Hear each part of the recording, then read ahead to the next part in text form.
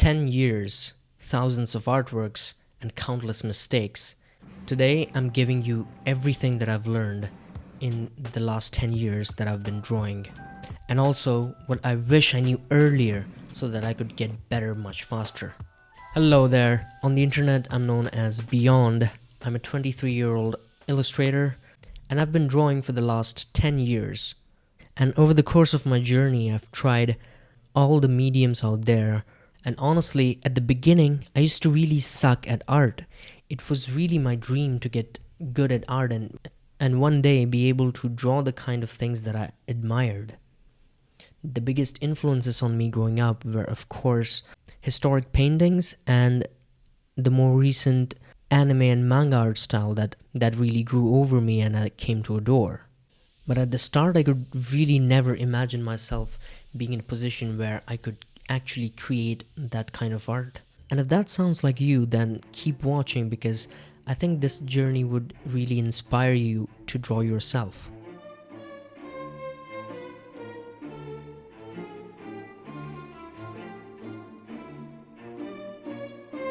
So let's start with the drawing basics. Now at the start, one thing that I wish I had done differently is that I didn't draw consistently. And you really have to be consistent at anything in order to get good at it. So I remember back when I was in high school that I would only draw whenever I felt like it, which is good, but not really for a beginner, because when you don't really know any of the fundamentals, you can't just rely on instinct to just magically get better without putting in any conscious effort into it. So the first piece of advice that I would give you is to draw every day. And you don't have to draw for hours every day, but you just have to do it consistently. Because that's really what's going to accelerate your progress. Line confidence comes from mileage. Your lines are shaky? Well, good. That means you're practicing. So just keep going. Start breaking down difficult references into your own forms and shapes in order to recreate them. Really studying references at the beginning is one of the best ways to improve. But really what I would rather want you to focus on is entering a flow state and really forgetting the fact that you're even drawing. Because one of the biggest barriers to entry in being an illustrator, especially if you want to make a career out of it, is that drawing can be a very slow process and it really requires a lot of patience. You can spend hours and hours into an artwork and be just completely devastated by seeing the finished result. But really what makes drawing to be a fulfilling experience is the process. Because in a sense, when you're really deeply invested in creating a piece of art, it makes you forget the sense of time. It makes you experience timelessness. When all your thoughts disappear and you enter into a state of just bliss and complete joy, which you just get by the process of creating. So don't really be afraid of putting in long hours into creating a piece of art, because trust me, at the end, it's really going to pay off. So back then, I could really never imagine publishing my own webcomic, which I did when I was still in high school. So it was really one of the big milestones for me. And how did I achieve it? Well, you'll find that out in this video, so just keep watching.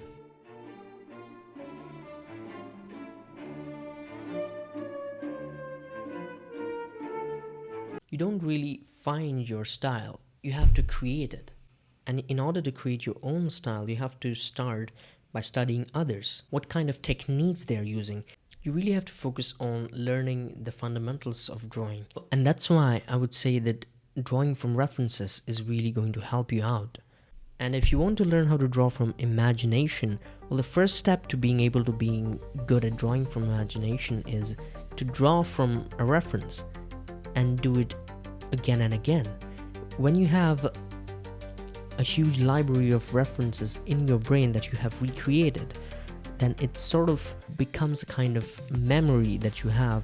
So the more you study references and the more you study other people's art, you will learn how to break down the references in your own sort of style, and that's how you would end up developing your own style. And once you have found a handful of techniques that you like and you think that are good to stick around in your style, you can just mix different things up and experiment in what appears to be good to you. The most important step here is really to not chase perfection and rather chase progress, because improvement is invisible until you look back.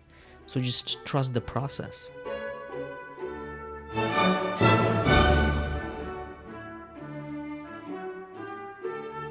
Learning the fundamentals such as anatomy and perspective is a step that nobody can skip.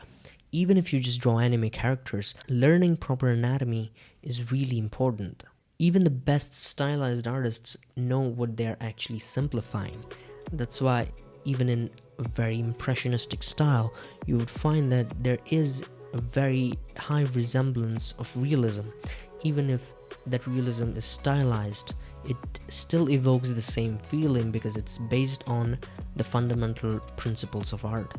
And especially if you want to create more realistic art, you would really have to heavily rely on creating accurate perspective and being able to draw anatomy well in order to create, realistic shapes.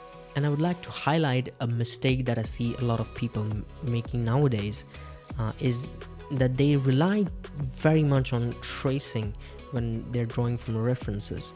Mostly the culprit here is using digital art, and I would really highly suggest that you abstain from using any kind of digital medium at the beginning, because digital art is fun and has its own pros and cons, but one of the biggest cons of using digital art is really the undo button, which is going to really make it difficult for you to make any real progress, as well as the ease with which you can just trace over images. It's just not a good practice and really won't help you learn any real skills.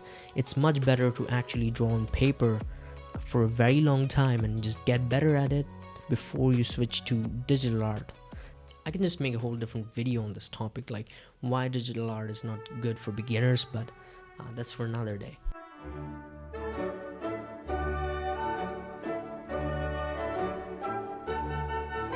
Now, your art is going to suck sometimes, and that's normal. Don't ever expect that you would be able to create amazing masterpieces one after the other right from the start. What you really have to remember is to still keep going. And you're never too old or too late to learn drawing. I started learning drawing when I was around 14 years old. And honestly, even at that point, I remember a time I went to an art competition where you had to draw like real-time sketches of people, and there were lots of kids around my age that were drawing just amazing masterpieces, but I was nowhere near their level, so I just felt really sort of inferior to them, which is something that you should really avoid. Another thing that you should really avoid is burnout, because I remember that I used to be so invested in drawing because I loved it so much that I would just draw on for 6 hours straight or 8 hours straight without taking any breaks, and that can really take a negative toll on your health if you just keep that up. So just remember to take breaks if you end up being a workaholic.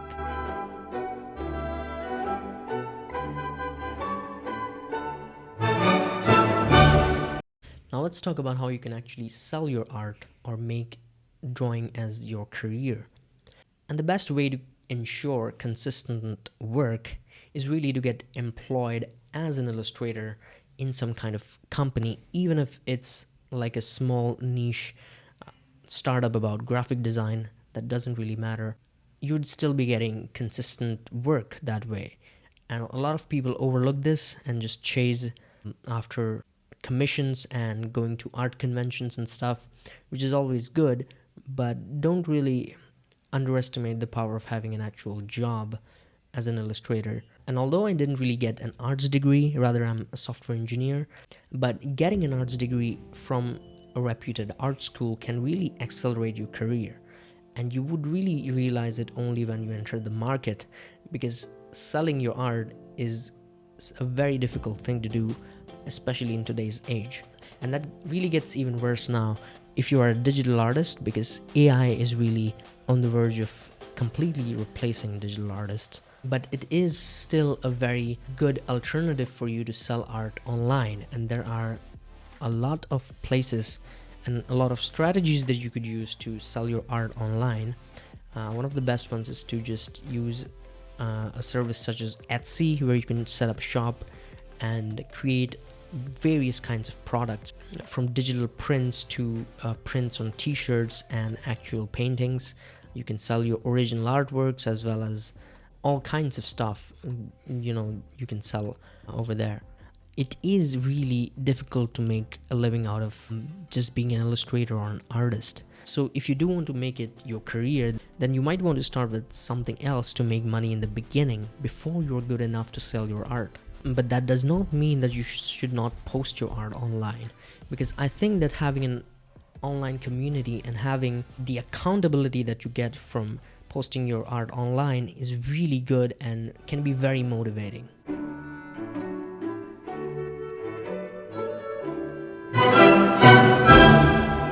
Every time that you post an artwork on the internet and it goes viral, it just gives you a lot of feedback, both positive and negative, which is really going to help you improve your art. So post your work and share your journey, even if it's not perfect, and learn to take criticism from people. Learn to filter out criticism for the people that actually care about your art and are giving you genuine art advice and art critique, versus the people who are just being internet trolls, which I've really found a lot of trolls on Reddit. So Reddit might really be not one of the best places if you're trying to avoid any kind of criticism.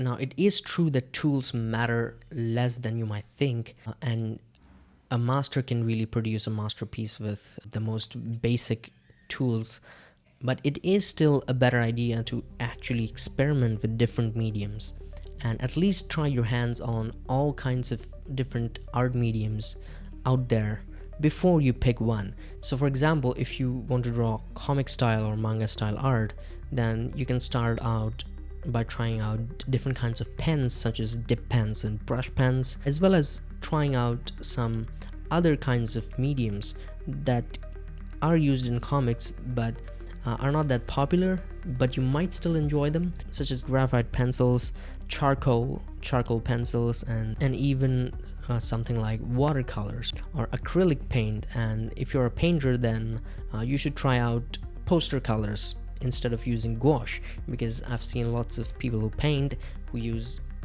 gouache, which I don't think is any good at all. You would rather use just acrylic or watercolor, in my opinion.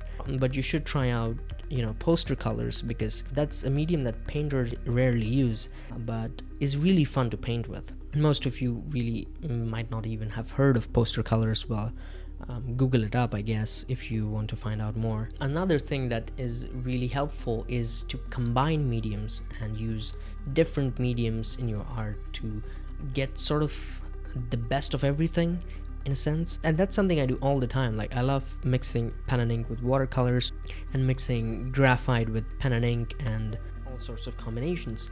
But at the same time, it's really easy to get overwhelmed with using lots of tools, like using 10 different fine liners of different sizes and 5 different brush pens. But really, what's much better is to stick to a few tools that you like the most and are most reliable. And for comic artists, this could be just using a single dip pen for inking, or most of your inking, and a brush pen.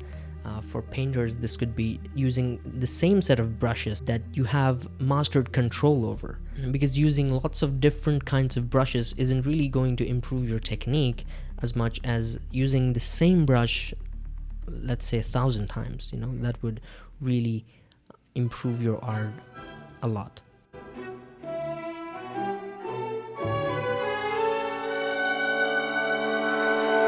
And the next thing I want to talk about is really important, and it is to find your why, to find your reason for creating art. And that is really what is going to help you to fall in love with the process. Because when you have a strong reason to create art, even if it's just to sell your art to make money off of it, if you are still passionate about it, then you can still enjoy the process of creating art. And the more that you enjoy the process of creating art, the better your art is going to be.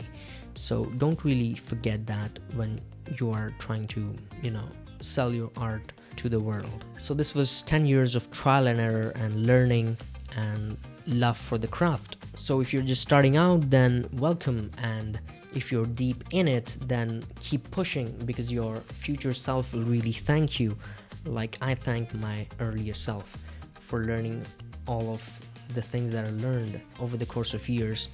And now I'm just at a point where I'm very satisfied no matter what I create, and I have a very strong sense of fulfillment from my work, which further motivates me to create more and more.